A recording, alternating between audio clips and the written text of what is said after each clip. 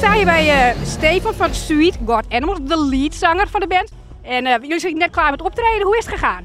Ja, ging goed. Volgens mij heeft iedereen het wel gezien. We stilden de show vanavond, dus het zit goed.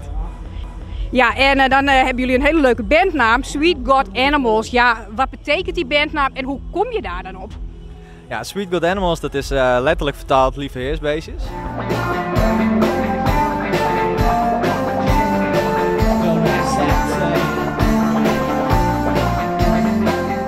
Ja, hoe kan je jullie band het beste omschrijven? Ja, het genre is dreampop. Het is een dansbare fundering, dus disco-achtige beats. En daaroverheen zijn dromerige gitaren, dus wat zweverige gitaren.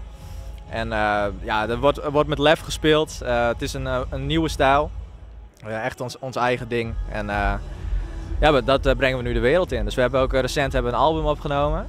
En het album heet Distant, die hebben we van de zomer opgenomen. En die gaan we dit najaar ook releasen. En ik zou zeggen, ja, iedereen koopt die LP ook.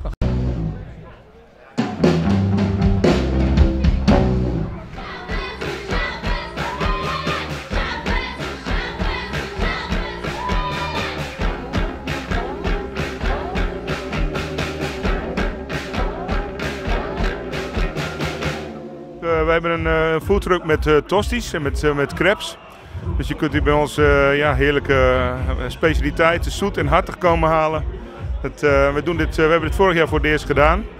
En vonden het zo leuk dat we zoiets hadden van, nou, dat gaan we gewoon dit jaar weer doen. Ik doe sowieso alle food, zeg maar, op het hele terrein. En we vonden het gewoon ook hartstikke leuk van, joh, we gaan er ook gewoon lekker zelf staan.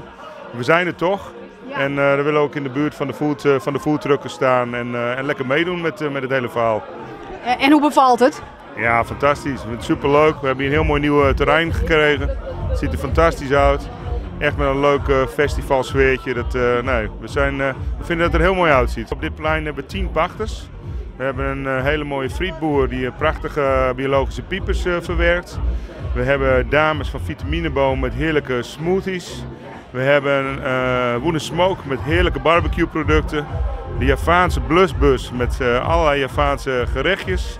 En dan moet natuurlijk niemand vergeten, de stadsaap niet te vergeten. Lokaal met taco's en nachos. We hebben de beste hotdogs van Nederland van de jongens van Foodfellas. En heerlijke houtovenpizza's.